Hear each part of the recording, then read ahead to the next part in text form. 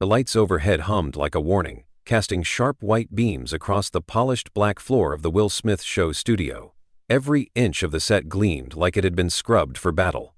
Seats packed, phones silenced, not a single person scrolling. Something was different tonight.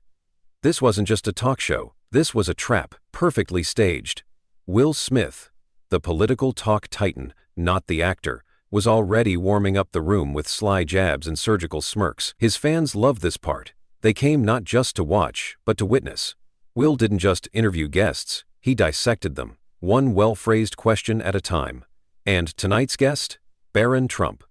18, towering at 6'7". No podcast rants, no viral TikToks. Just silence. A name known by millions, but a voice no one had really heard. Until now. The air buzzed like it knew something big was about to break. Some leaned forward, lips parted. Others crossed their arms, already judging. The audience wasn't here to be convinced, they were here for blood. But then, the stage doors opened, and in walked him. Black suit, clean cut, eyes sharp and unreadable. Barron Trump didn't smile, he didn't wave, he didn't try to charm, he just walked. With purpose, and took his seat like he owned it. And in that single moment, something cracked, not loudly, just enough. People stopped leaning forward, they leaned in. This wasn't going to be the takedown they expected. This was something else. If you're already feeling the tension, smash that like button, drop a comment with your first impression of Barron's entrance, and don't forget to subscribe for the full showdown. You're not going to want to miss what happens next. Because tonight, someone's narrative is about to break. We'll let the applause settle. What little there was of it. It hadn't hit the way he expected. The cheers were polite, not electric. The audience hadn't decided how they felt yet, but he had, and he was ready to remind them why they tuned in. He leaned back, fingers laced over one knee, flashing that signature smirk. The one that usually meant, "I'm about to win without even trying." "Well, damn," he said, dragging the words out like molasses. "We've got a Trump on the show. Never thought I'd see the day." A few laughs. Some claps. It was warm. Forced warm. Barron didn't flinch. Didn't shift. Just nodded once, respectful. But unreadable, like a poker player who already saw the cards 2 moves ahead. Will rolled his neck slightly.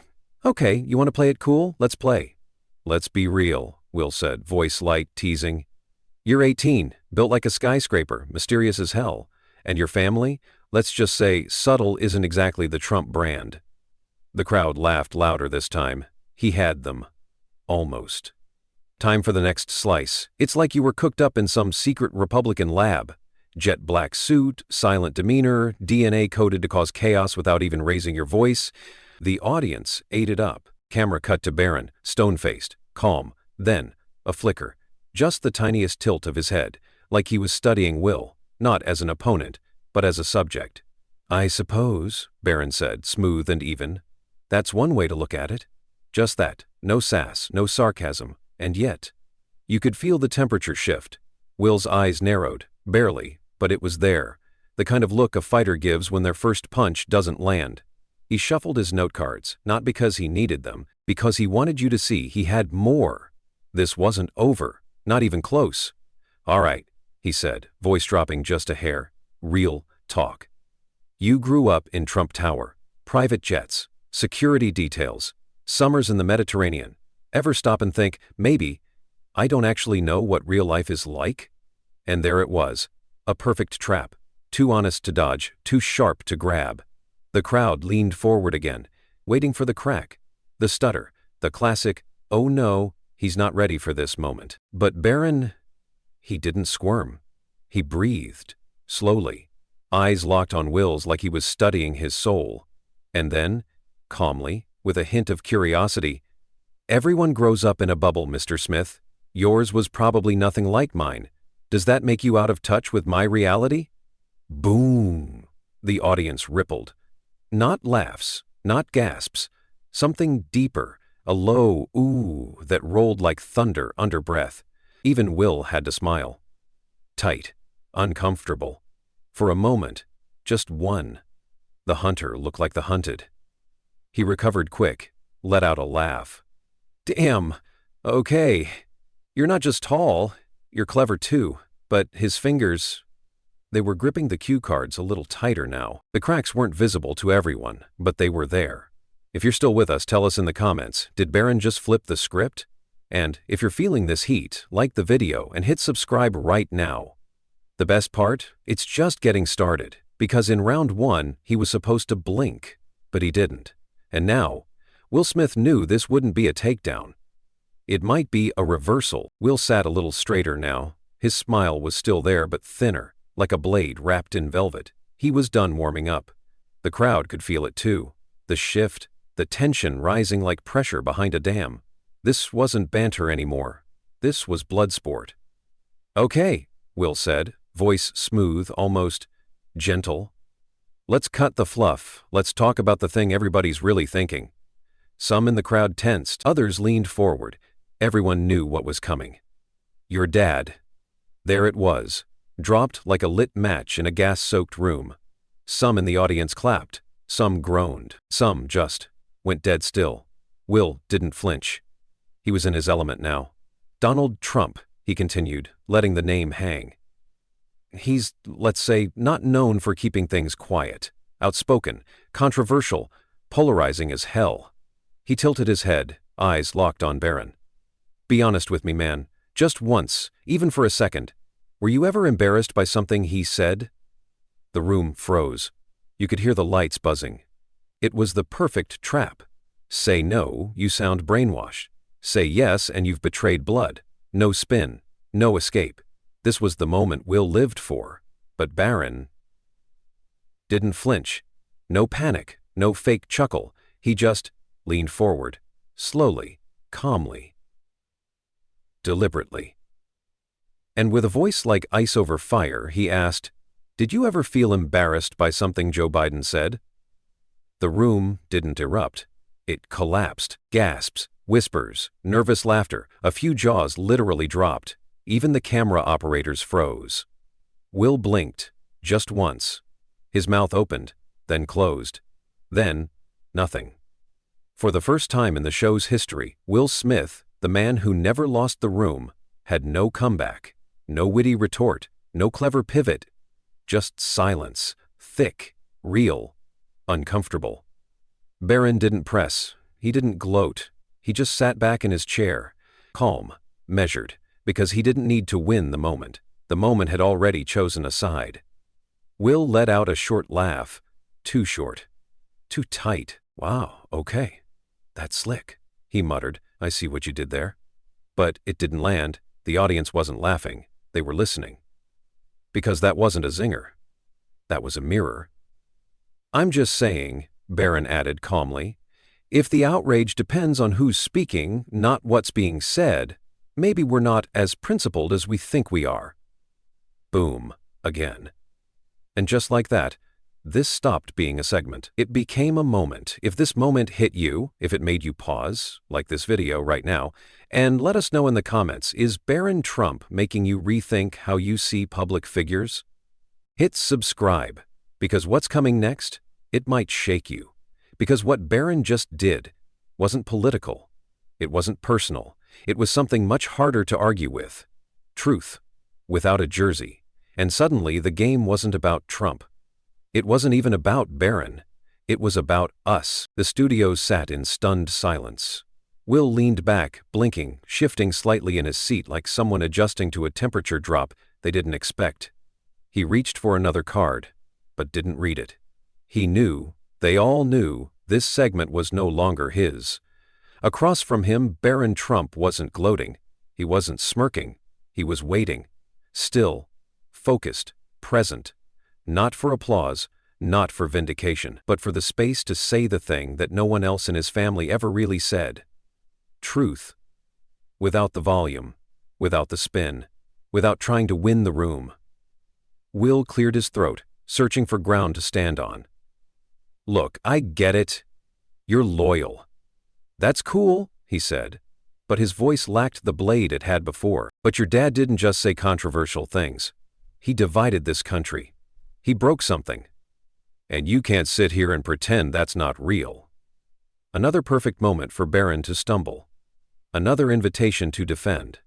Another chance to get emotional, angry, or flustered. But again, he didn't. He just looked at Will. Looked through the noise. And then, almost quietly, "I think a lot of people said my father broke the country," when really he just revealed what was already cracked. The words hung like fog over the stage. Somewhere in the audience, a woman whispered, "Damn." Someone else clapped. Alone. Then another joined. Then a few more. Not an ovation, not a sideshow. It was recognition. And Barron, he didn't bask in it. He just turned his gaze, not to Will, but to the camera.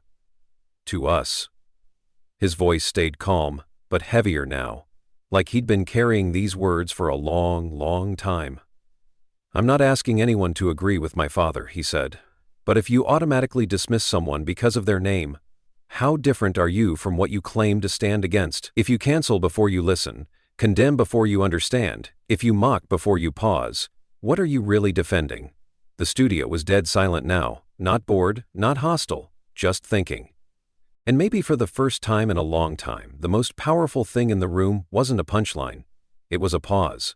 If you're still watching, if you made it this far, maybe it's because you felt that too. Go ahead. Like this video if it gave you chills. Subscribe if you want more stories that don't tell you what to think, just ask you to think harder. And in the comments, tell us honestly. Have you ever judged someone before they spoke just because of their name, their party, their family? Because that's what this was. Not a debate, not a defense, a mirror. Barron Trump didn't walk into that studio to save his father. He walked in to ask us the question we've been avoiding. Are you listening or just reacting? And maybe, just maybe, that's the question we should have been asking ourselves all along. Something shifted, not in the lights, not in the cameras, but in the room. The audience, the crew, even Will himself. They weren't watching a guest anymore. They were watching a mirror. And they didn't quite like what they saw. Will adjusted his blazer, subtle, almost reflex. It was a micro movement, the kind you make when you feel yourself losing control but don't want to admit it. He smiled again, but this time, the grin was too careful, too forced, like a man trying to hold onto a script while the theater around him burns. "So, that's your move?" Will asked, his tone tight, brittle. "Turn it all back on us, on the media, on the audience." Barron didn't answer right away. He just stared at Will. Not defiantly, but with stillness. "I'm not turning anything," he said finally, voice low. "I'm just holding it up." A pause. "If the media can shape someone into a villain," he continued, "without letting them speak, what else have we been wrong about?" The words didn't explode. They landed hard, quiet, final. And for the first time since the taping began, the studio didn't just pause. It froze. Will tried to recover. "Come on, man," he said, forcing a dry chuckle. "You can't really think the press is the bad guy here. We report facts. We challenge power." Barron blinked. Once, slowly. "You challenge power you don't like," he said, "but you protect the power that tells you what you want to hear." The camera caught it. A young woman in the front row, arms crossed earlier, now slowly uncrossing them. An older man near the back, wearing a blue vote pin, nodding just a little. Will opened his mouth again, but nothing came out. No zinger, no pivot, no cue card. He looked over to the producer off stage, who didn't meet his eye. They were watching too.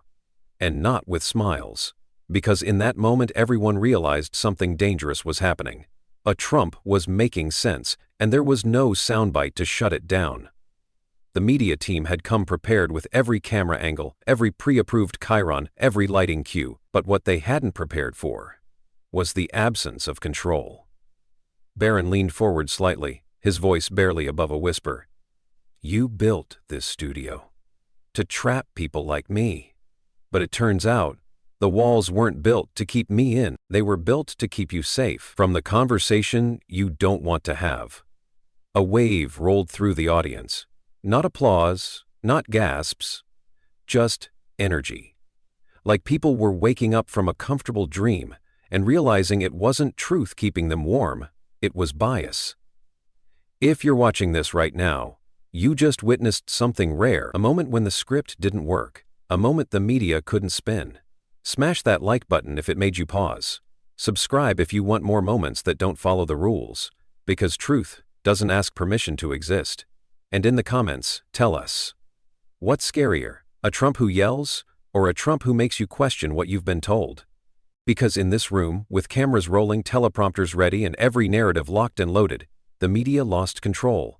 And all Barron Trump had to do was stay quiet long enough for the truth to speak louder than the show. The lights were still on, the cameras still rolling, but something had ended. And it wasn't the segment. It was the illusion. The illusion that names define truth, that loud equals right, that if someone says the wrong thing with the wrong last name, they can't possibly be worth hearing. Barron Trump didn't storm out. He didn't mic drop. He didn't ask for applause. He simply sat in silence and won the room without demanding it. Will Smith finally stood up, not out of power, but because the moment called for respect. Barron offered a small nod, not in victory, in closure, and then he turned, not to Will, not to the audience, but to the camera, to you. If we only listen to the people we already agree with, he said softly, then what's the point of listening at all? The studio stayed still. Not awkward, reverent. A Trump had just ended the segment, not with a roar, but with a whisper, and that whisper is now yours. If this made you feel something, like the video. If it made you think, subscribe to stay connected, and in the comments, don't argue, reflect. Because here's the question we leave with you. What would happen if, for one moment, you stopped reacting to the name and started listening to the message? The truth doesn't wear a jersey. It doesn't ask for sides. It just asks to be heard, and maybe, so should we.